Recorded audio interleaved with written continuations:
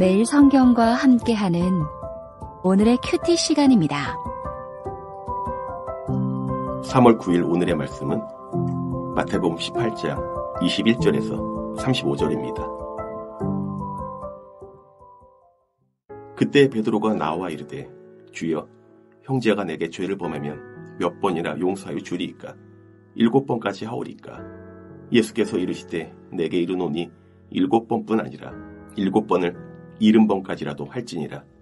그러므로 천국은 그 종들과 결산하려 하던 어떤 임금과 같으니 결산할 때 10,000달란트 빚진 자 하나를 데려오매 갚을 것이 없는지라 주인이 명하여 그 몸과 아내와 자식들과 모든 소유를 다 팔아 갚게 하라 하니 그 종이 엎드려 절하며 이르되 내게 참으소서 다 갚으리이다 하거늘 그 종의 주인이 불쌍히 여겨 놓아 보내며 그 빚을 탕감하여 주었더니 그 종이 나가서 자기에게 100데나리온 빚진 동료 한 사람을 만나 붙들어 목을 잡고 이래 빚을 갚으라 하며 그 동료가 엎드려 간구하여 이르되 나에게 참아주소서 갚으리이다 하되 허락하지 아니하고 이에 가서 그가 빚을 갚도록 옥에 가두거늘 그 동료들이 그것을 보고 몹시 딱하게 여겨 주인에게 가서 그 일을 다 알리니 이에 주인이 그를 불러다가 말하되 악한 종아 내가 빌기에 내가 내 빚을 전부 탕감하여 주었거늘 내가 너를 불쌍히 여김과 같이 너도 내 동료를 불쌍히 여기 마땅하지 아니하냐 하고 주인이 노하여 그 빚을 다 갚도록 그를 옥졸들에게 넘기지라. 너희가 각각 마음으로부터 형제를 용서하지 아니하면 나의 하늘 아버지께서도 너희에게 이와 같이 하시리라. 마태복음 18장 21절에서 35절 말씀을 함께 묵상하겠습니다. 오늘 우리가 묵상하는 말씀은 교회를 오래 다닌 분들은 너무나도 잘 알고 있는 말씀이 있죠. 하지만 순종하기 어려운 말씀이기도 하며 무언가 하나님께 항변하고 싶은 말씀이기도 하죠. 인간은 태생적으로 철저하게 자기 중심적이기에 나에게 잘못한 사람을 용서하고 나와 다른 사람을 용납하기 어렵기 때문이죠. 하지만 예수님은 교회 공동체 안의 성도는 그리하면 안 된다고 말씀하십니다. 그러면서 용서할 수 있는 근원적인 힘 또는 원리를 말씀해 주시죠. 오늘 예수님은 용서를 설명하신 것이 아니라 용서할 수 있는 능력이 어디서 나오는지를 말씀하고 있습니다. 그런 관점에서 오늘 본문을 살펴보겠습니다. 베드로가 예수님께 묻습니다. 주여, 형제가 내게 죄를 범하면 몇 번이나 용서해야 합니까? 7번까지 해야 합니까? 베드로가 이 질문을 한 이유는 이 전 단락에서 죄를 범한 형제를 어떻게 대해야 하는지 예수님이 알려주셨기 때문이죠. 그러니 당연히 다음 질문은 나에게 죄를 범했다면 어떻게 해야 합니까? 라는 질문이겠지요. 베드로는 스스로 질문하고 스스로 적절한 답을 말합니다. 7번까지 하면 될까요? 라고 하는 것이죠.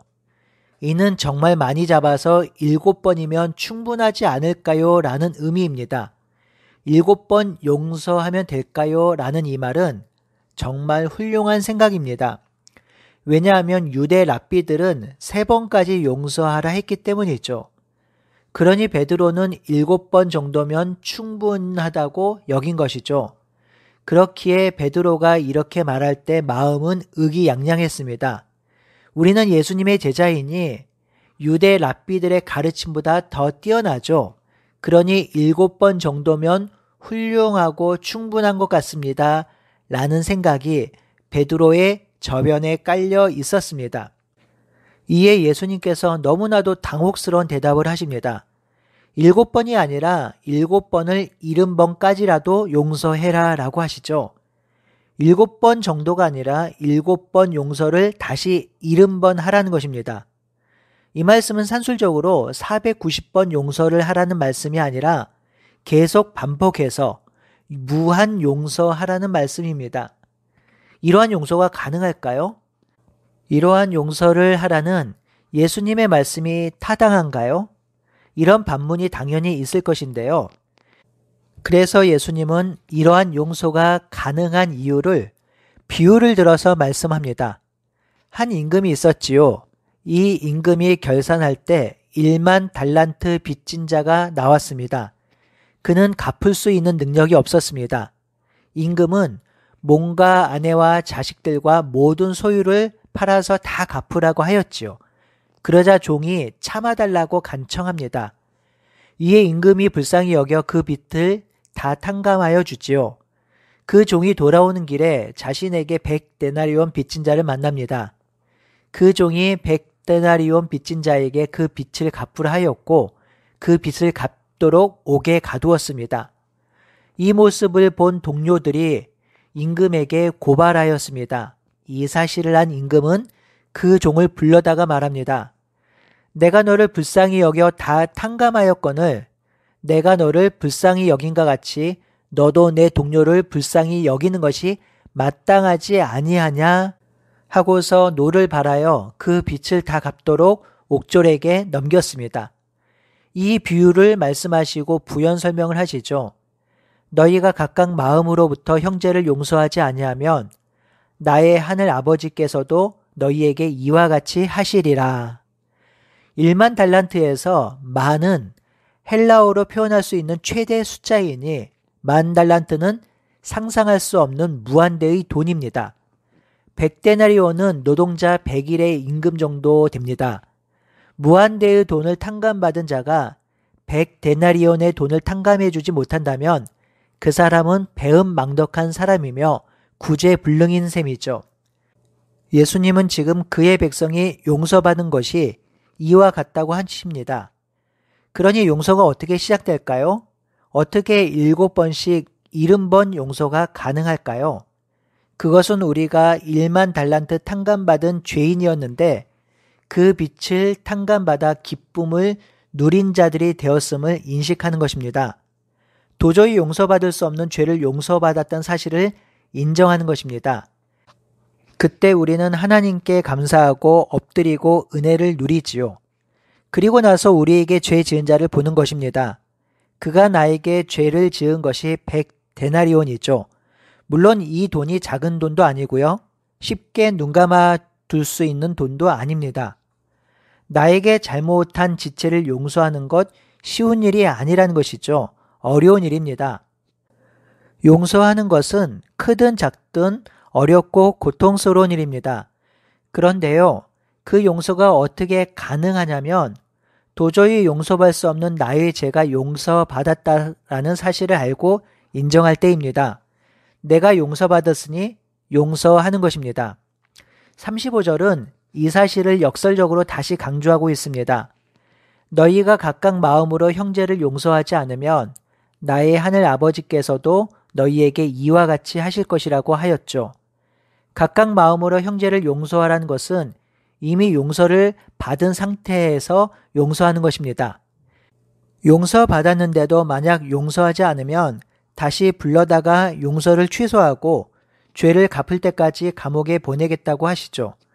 이 말씀은 용서를 취소하고 용서하지 않으면 용서해 주지 않겠다고 말씀하는 것이 아니지요. 정말 용서받은 기쁨과 은혜와 감사가 있다면 용서하는 자리로 나아간다라는 말씀입니다. 사랑하는 성도 여러분, 우리가 오늘 말씀을 통해서 적용해야 할 것 2가지로 요약될 수 있겠지요. 첫 번째는 우리가 용서받을 수 없는 너무나도 악한 죄인인데 용서받은 것입니다. 여러분, 인간은 그리 선하지 않습니다. 법 없이도 산다고 하는 사람이 있지만 실상 그 마음에 들어가 보지 않았기에 정말 그러한지 알 수도 없는 노릇이고 실제로 그런 사람은 없습니다. 제가 세례 공부할 때 가끔 드는 예인데요.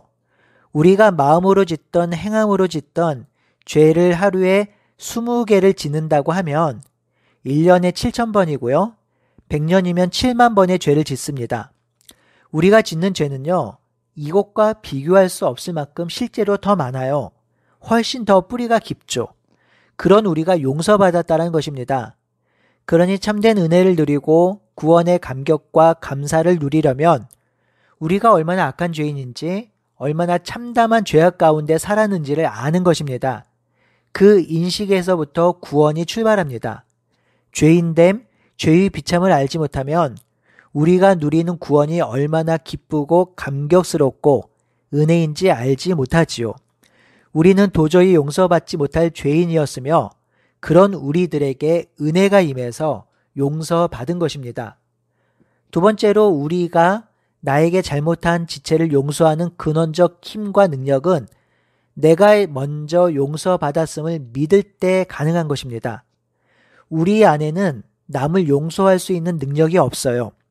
남을 인정하고 받아들일 수 있는 힘이 없습니다.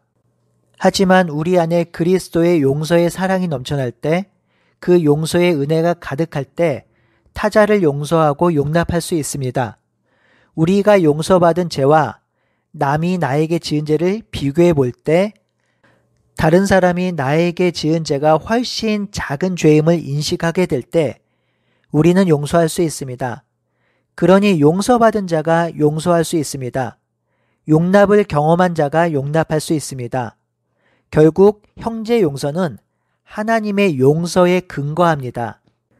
이미 받은 사랑으로 용서하고 이미 받은 은혜로 용납하니 우리가 먼저 하나님의 사랑과 용서를 깊이 묵상하고 그 사랑을 누립시다.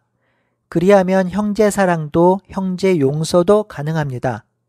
오늘도 우리를 향하신 하나님의 깊은 사랑과 용서를 누림으로 그 은혜가 흘러넘쳐서 형제 용서의 삶을 살아가는 우리 모두가 되기를 바라고 소원합니다.